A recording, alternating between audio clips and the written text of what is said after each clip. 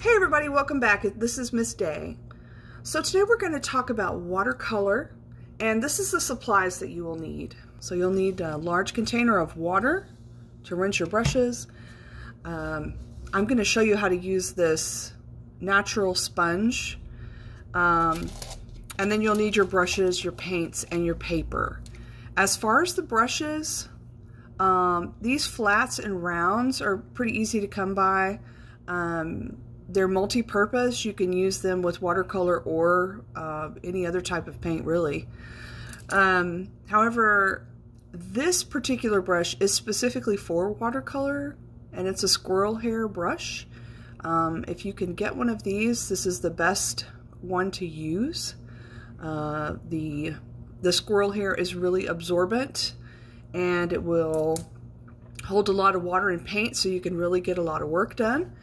This, however, is a little bit more easy to find. It's a bamboo brush. Typically this is used for ink, but I tried it out with watercolor and it actually works quite well. This is just an inexpensive watercolor. They're pretty decent. Usually watercolor paint, even if it's inexpensive, will work pretty well. Brushes and paper are probably where you need to make your investment. This paper that I'm doing the example on is 140-pound watercolor paper, so it will not wrinkle up very much, okay, without stabilizing it. If you're using like a 90-pound, probably want to staple that to a board while you're working on it so that it doesn't lose its shape. Okay, we're going to go over the exercises here for brush work, and then we'll also do the next one, which is techniques. So let's take a look at a couple of these. Flat wash, gradation, and double gradation. Let's focus on those first. These are very basic and pretty important to any watercolor artists. So let's take a look here. Before you start with your paint, you need to get your brush wet and go ahead and put a drop of water into each of your paints. This will wake them up so that they're not just sticky. You don't ever want your watercolor paint to be sticky. You always want it to be watery so that it will flow. If it's sticky, that means that it's too much gum arabic. Okay, it's never going to dry. So you want it to be a thin, clear layer. That's the idea of watercolors, is that they are transparent. So let's take our first example here of a flat wash. So I'm just rolling my brush in the red. This is a very wet brush. I'm rolling it in there to pick up the paint. For my flat wash, I go across the page, then back, and I'm slightly pulling it down each time. I'm going to get more paint. Come back here, pull it down. So the idea of a flat wash is to get a solid field of color. And for the gradation, you're trying to go from light to dark. So that was a flat wash.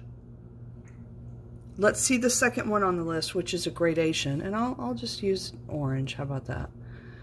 So I'm just rolling my brush. You can see I'm just rolling my brush across there. We have a special helper that has just shown up. Hopefully she won't mess me up here. All right, so for the gradation, you go across, back, across, get a dot of water.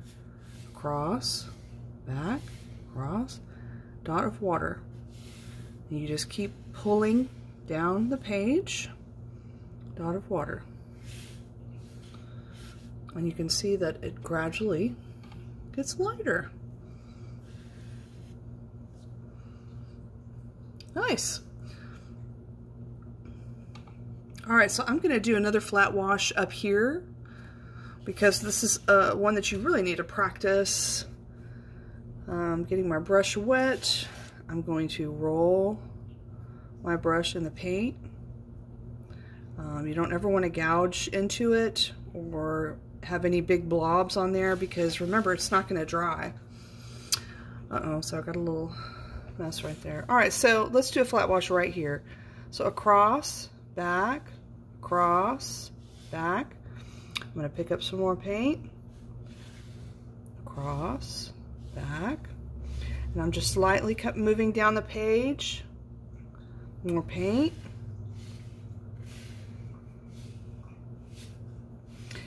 And remember, watercolor kind of has a mind of its own. It is, I think of it as like being alive.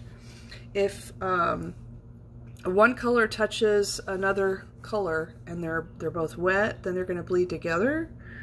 So let's see if I can show you an example of what that would look like. And I'm just going to use a wet brush to kind of clear up this edge a little bit. This didn't start out as well as I wanted it to. So I'm doing something called lifting. That's where you get a wet brush. You get a really wet brush, and then you rub back and forth across the area that you just painted, and you can sort of like erase it. Okay, I'm going to see if I can erase this a little bit too. It might be too late. May have waited too long. Yeah, it works pretty well if you do it right away. All right, so I'm going to go ahead and I'm going to paint this whole section here with water.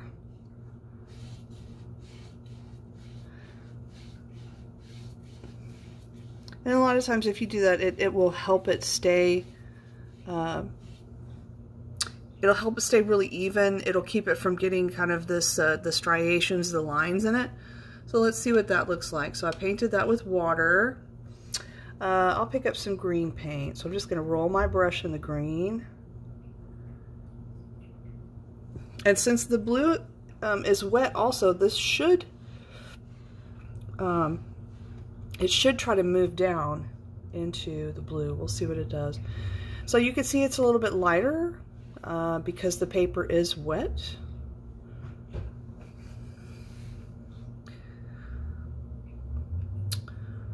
All right, so I've got 2 flat washes, well, 3 flat washes and a gradation.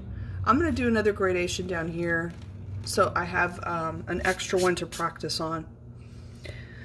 And I've already got green on the brush, so I'll go ahead and just do green. All right, so I'm going to go across, back, get a little dot of water on my brush.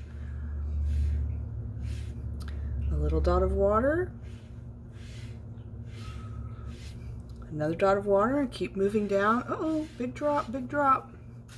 If that happens, if you can get it up pretty quick, then it won't affect the painting. But if you leave it on there very long, it will create an imperfection. So let me show you. I've got my water up here, and I've accidentally dropped on the paper, and I want you to see what that looks like. Okay. So this is called a bloom, and this is what will happen when you drop water onto a painted surface that's wet with the watercolor. And then I want you to also see down here, this is what I was talking about, how the colors are alive and they will move. Let's see if I can, I don't have quite enough room. I'm going to move the whole here. All right. So this is bleeding. This is because the red was still wet when the green touched it, so it bled over to that side. And this is a bloom. That's another drop of water that fell onto the paint. So it will make a light spot like that. Okay. Let's go back out.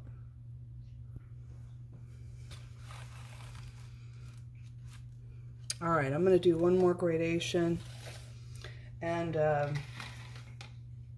This is why you ought to be careful when you get your brush wet and then you bring it across your painting. Be careful that there's not a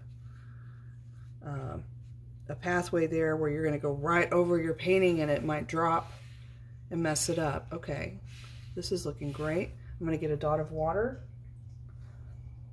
drag across, dragging it down, another dot of water.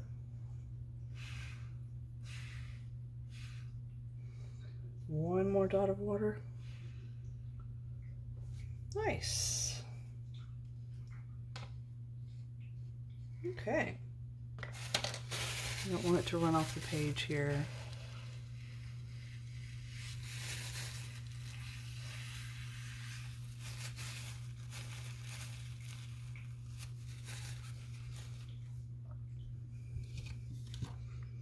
All right, so I've got flat washes and gradations, and so now we'll come back and we'll start working on these others. So we have short strokes, long strokes, curved strokes, straight strokes, and then stippling and scumbling.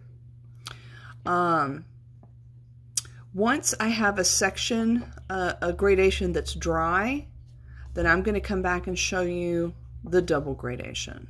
All right, so we just have to wait for one of these to dry. It's probably going to be the orange since I did that one first.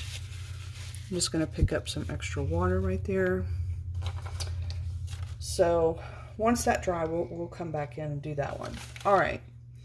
So number 4, short strokes. So short strokes, we're just talking about where you're going to kind of flip your wrist. Let's see, I'll do brown. So I'm just dragging the paintbrush across there. I'm not gouging into the paint. And this is where you're just kind of flipping your wrist.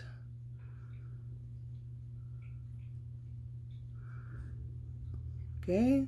So usually this is like, you think of like hair or maybe grass. And of course this is a larger brush. So if you want a smaller brush, you could just try to just get the little tip of this one, or you could switch to a smaller brush. But you can see that's what the short strokes look like. So different brushes are going to give you different little strokes. Okay. Now the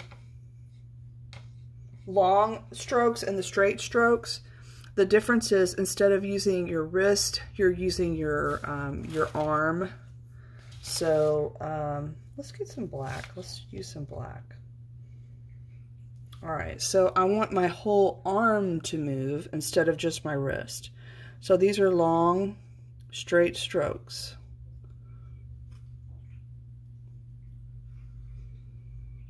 Okay, of course, if you're using a different brush, it will give you a different thickness of your line.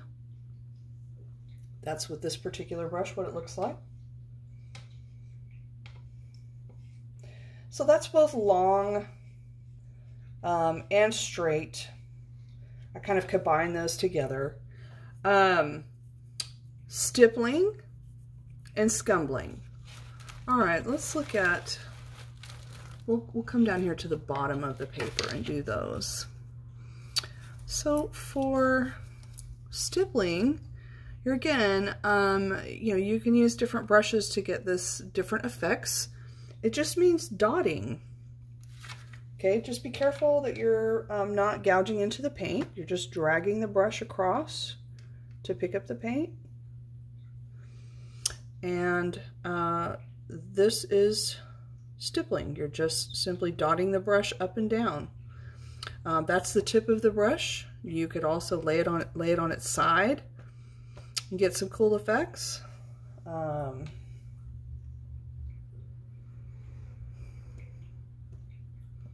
looks pretty neat like that.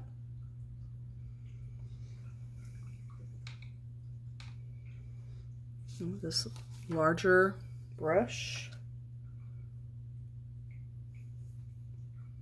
we laid it on its side, get that really cool kind of pointed. So this is stippling. You could lay it on its side, or you could do it on the very tip. These little tiny dots.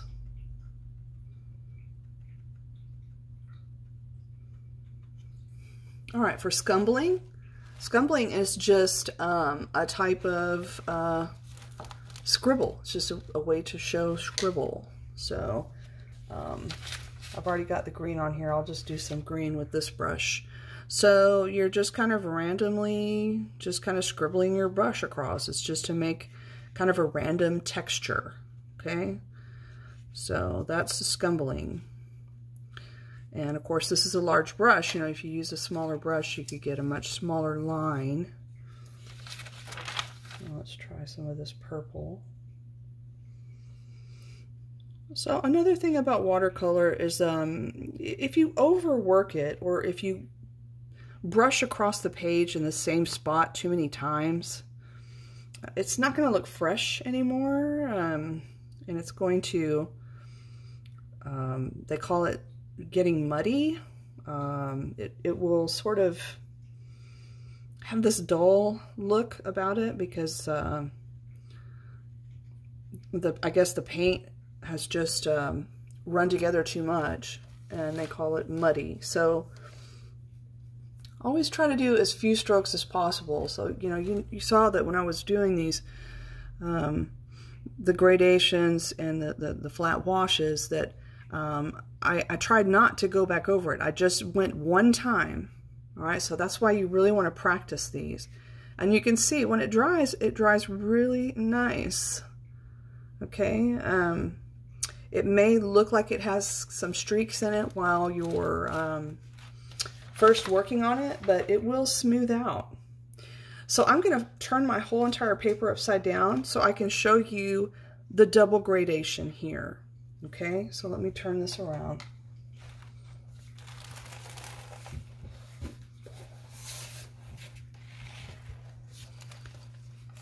And this is where I practice on the other side. Let's move you over here.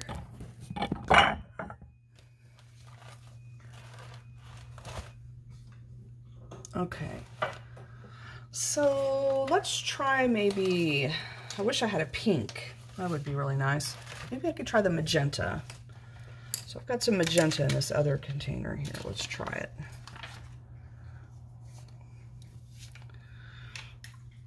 So the idea of the double gradation is you're trying to make it look like two colors are fading into each other, but you need that bottom color to be completely dry before you can do this.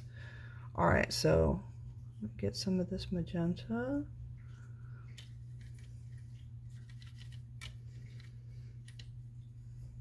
Okay. All right, so I'm going to, let's see if you can see, I'm going to go across, back across. Now I'm going to get a dot of water, pull it across, another dot of water, another dot of water,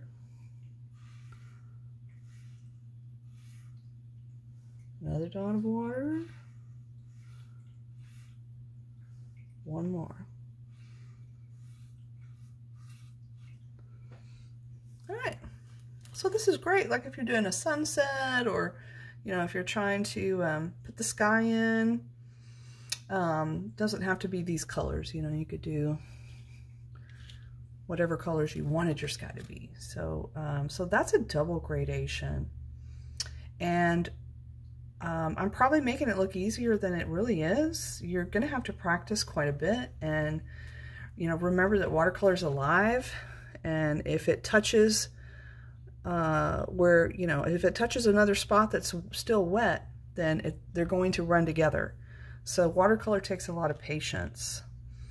All right, I am going to sign off and set up for the next assignment, which is the techniques. Actually, I'm back because I forgot to show you the sponge, and I forgot to show you the curved strokes. So let's look at that real quick. For the sponge, what you want to do is you want to, this is a natural sea sponge, you just want to dip it in the water so that it's wet and squeeze any additional water out. Pardon me. I'm going to get some more of this magenta paint.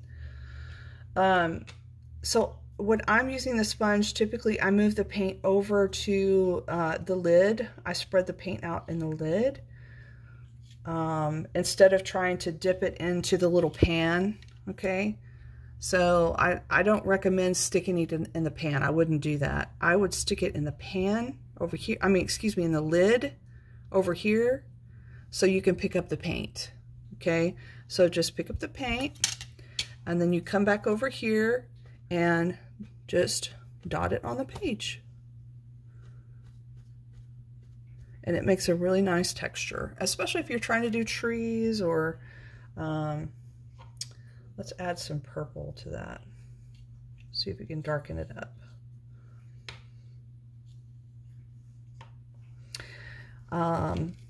If you're doing like the leaves of a tree or bushes or something, it's a really nice texture.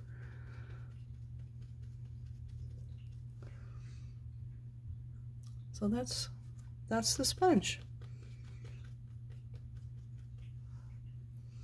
So for the C curves, for the curve strokes, I'll use a smaller brush. And let's see, where can I go? I'll go down here in the green.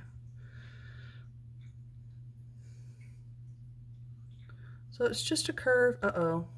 Okay, I just dripped. So if you can pick it up pretty quick, then it won't make a bloom. But if you're not quick enough, it will make a bloom on your paper.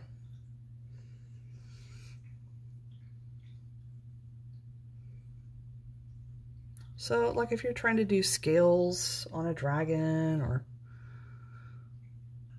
you know, that's all we're doing here is kind of a curved, you're just also kind of turning your wrist. So it's the flick of the wrist. Okay, so that's the two that I forgot, so I apologize for that. So thank you, and I'll sign off and come back with the techniques. Goodbye.